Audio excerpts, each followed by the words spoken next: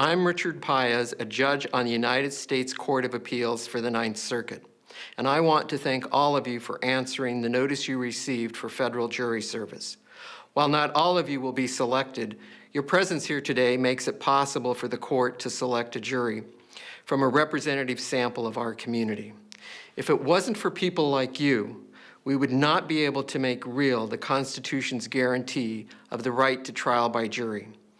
This right is included in our Bill of Rights and guaranteed by the 6th and 7th Amendments to the United States Constitution. It applies to all criminal trials and many civil cases.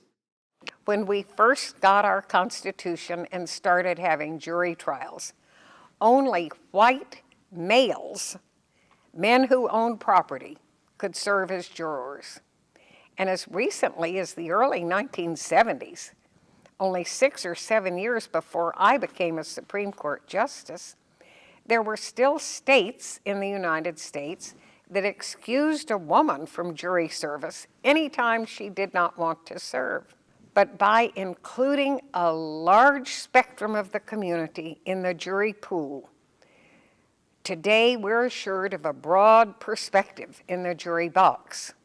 We want a full sampling of the community, because these are the people to whom we entrust our lives, our honor, and our most important issues.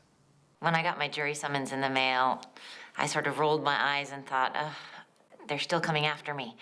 I had been a stay-at-home mom for a number of years with young kids, and I had deferred several times. But my kids are really old enough now, and I realized this was probably a good time for me to serve. When I first got the jury summons in the mail, I was very nervous. I thought about shredding it and acting like I never got it. Didn't do that, responded to the questionnaire, and got selected. I can understand how someone who gets a notice to come down to court and see if they're needed to serve as a juror might say or think, gee, I don't want to be bothered. What if they don't pick me? I'll have gone down there for nothing. But I think most of us realize that you might be yourself in court someday. You might need to have issues addressed by a jury drawn from your own community. Come to order.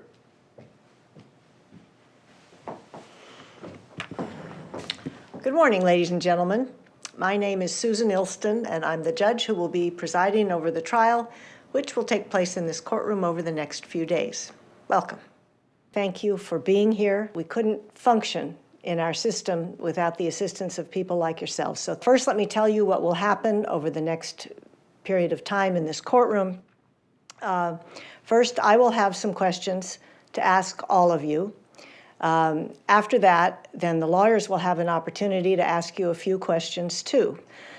Before I ask you any questions, though, I want to find out about your availability. And when I'm asking you about that, one thing you should bear in mind is that after you have heard the entire case, then you'll have a chance to go back in the jury room and deliberate. So the first series of questions I want to ask you is whether there are any of you for whom sitting on this case for the length of time that we've estimated would be a genuine hardship. And I don't mean an inconvenience, because it will be inconvenient to all of you. But if there is any of you for whom sitting would be so inconvenient and difficult that you feel you just really wouldn't be able to pay attention to the case and give the parties the fair trial they're entitled to, anybody who feels that way, please raise your hand and let me know. All right, yes, sir. I am Mr. Little, and my wife broke her ankle 2 weeks ago, and I'm taking care of her. I have to be around to take her to the bathroom and other things around the house. She cannot put any weight on her ankle, and right now it's very difficult as we have no other help, and I have to be there. So I don't think I can take that much time off. Do you have a job, sir, outside the home? No, I'm retired. All right, thank you. Yes, ma'am. What's your name? Ms. Green? Yes, ma'am, Ms. Green. Your Honor, my husband owns a business and I'm the sole employee. If I were to be out of the office for that length of time, there's no one to replace me. What kind of a business is it? He sells computer equipment, and I'm the one who handles all the bookkeeping, answering phones, sending out correspondence, really anything having to do with the office. Thank you. All right, ladies and gentlemen, at this point, I have a set of questions, and I'm going to require each of you to answer these questions out loud and in front of each other. But do not fear, you will know the answer to the questions. If you have a spouse or a partner, what does that person do? Do you have children? What are your hobbies? Have you been in the military? Have you served on a jury before? Questions like that. I'm a self-employed carpenter. I'm a member of the Horsemen's Association. My hobbies are golf and horses. I'm single because my wife is deceased and I have a 9-year-old son. I've never been on a jury and never been in the military. Can you think of any reason, sir, that you can't be a fair and impartial juror in this case? No. I'm a legal secretary. I have a son and daughter. I'm divorced, and I was a juror twice on other cases. Those 2 jury trials that you sat on, can you remember if they were criminal or civil trials? Criminal. All right. Now, please don't tell me what happened, but did each of those trials reach verdicts? Yeah. Is there anything about either of those jury experiences that would make it hard for you to be a fair juror in this case, do you think? Just that it's hard to make decisions about other people's lives. Well, that's the hard part. But is there anything specific about this case that would make it hard for you to sit, do you think? No.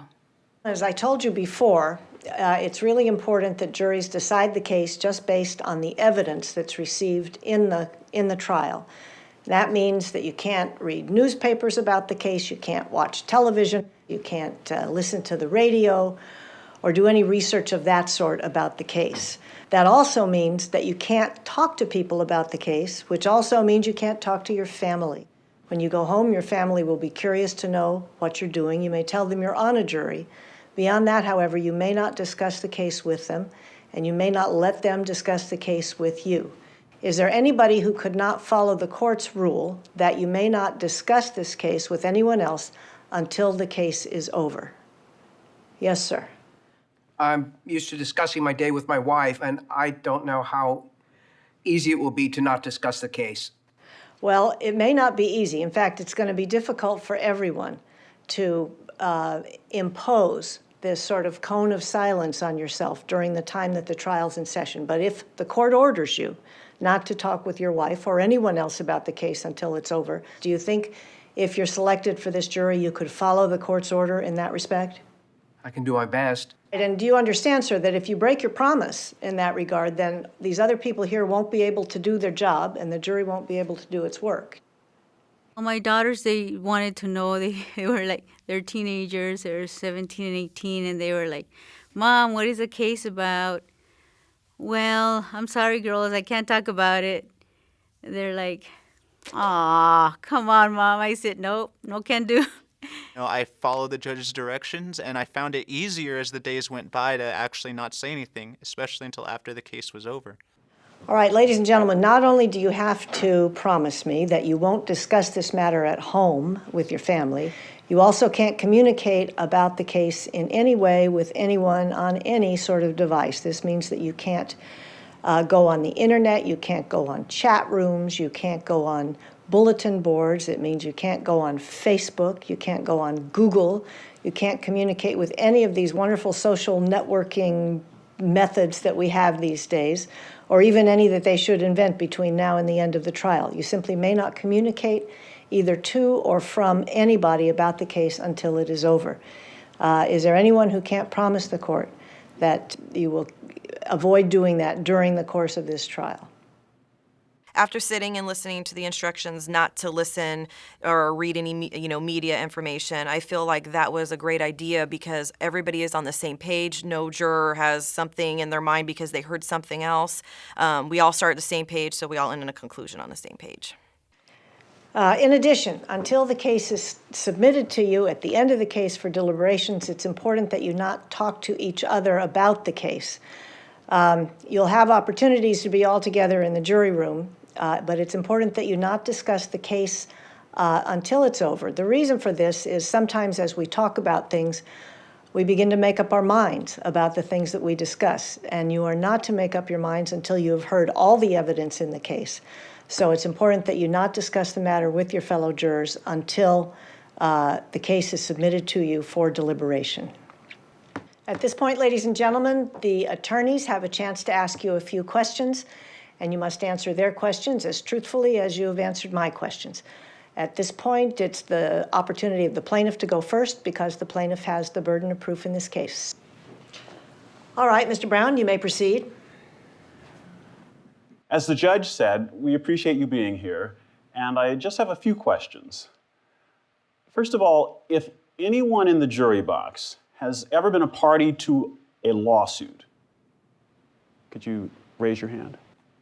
For more than 200 years, our system of justice has depended on the common sense and sound judgment of citizens, with no stake in the cases they are called upon to decide, other than to render a fair and just decision in light of the governing law.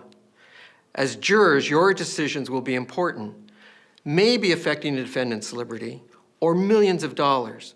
But whatever the issue, remember that each and every decision matters a great deal to the people involved in the case.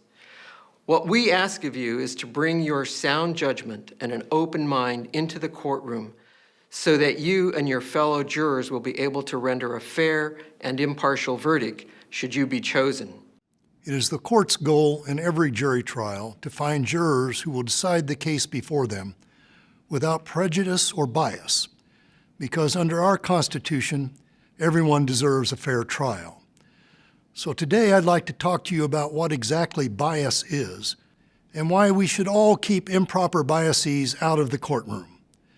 Biases are prejudices in favor or against a thing, person, or group compared with another. Basically, bias equals prejudging in a positive way or a negative way. It's been proven that most biases happen at an unconscious level. In fact, researchers have found that unconscious bias is a part of how we all think and process information. The shortcuts our minds rely on can be really helpful in our day-to-day lives because they allow us to make good and efficient decisions based on past experience. But some of the shortcuts that we use, the ones that are driven by unconscious bias, can have really negative consequences, causing us to unknowingly make unfair distinctions among individuals when everyone should be judged fairly. For example, although many people in the U.S. believe it's wrong to judge people by stereotypes based on things like age, race, or gender, studies have shown that we often react unconsciously to these differences to make decisions in our day-to-day lives. And yet we are not always aware when it's happening. Earlier in this video, we all saw the judge. Truth is, each of us made instantaneous decisions or prejudgments about what type of person he is, even though we don't know him or have any additional information about him. Perhaps you instinctively felt that he was smart, impartial, patient, open-minded, or in charge. Or you may have concluded that he was all-powerful, tough, or scary. And when you first view this biker, you may instinctively feel he is either an adventurous free spirit or maybe a rebel who's tough, abrasive, or even dangerous. Through unconscious bias, our minds make quick decisions we are not aware of so that we can feel comfortable, safe, and confident. In one study, science faculty at research institutions looking to hire a science laboratory manager reviewed the same resume with some copies randomly assigned a man's name and others a woman's name. It turns out that male and female evaluators were more likely to conclude that the male candidate was more competent and more worthy of being hired than the female candidate, even though the resumes were exactly the same. The assumptions underlying these results, that men as a group are better at science, can lead to flawed assessments of individuals. In this example, unconscious bias influenced what the resume evaluators did without them even realizing it. Considering all the information instead of making a decision based on the information that comes to mind most quickly can help us avoid relying only on our preconceptions. When you are aware that pretty much everyone has unconscious bias stereotypes and attitudes based on things like age, race, and gender, you can look for those biases and have a better chance of preventing unconscious bias from affecting your decisions and judgments as a juror. In fact, jurors have told us that once they were made aware of unconscious bias, they were able to check in with themselves during the trial and evaluate their decision-making process. What studies have shown does work is to first know that unconscious bias exists and occurs for all of us. Second, carefully examine our decisions and judgments as jurors. And third, question our decisions by asking whether they would be different if the witness, lawyer, or person on trial were of a different race, age, or gender. Don't hesitate to ask yourself about unconscious bias. And at the end of the trial, during your deliberations, if you think unconscious bias has shaped your evaluation, I encourage you to think about the evidence again with this video in mind and to discuss it with your fellow jurors.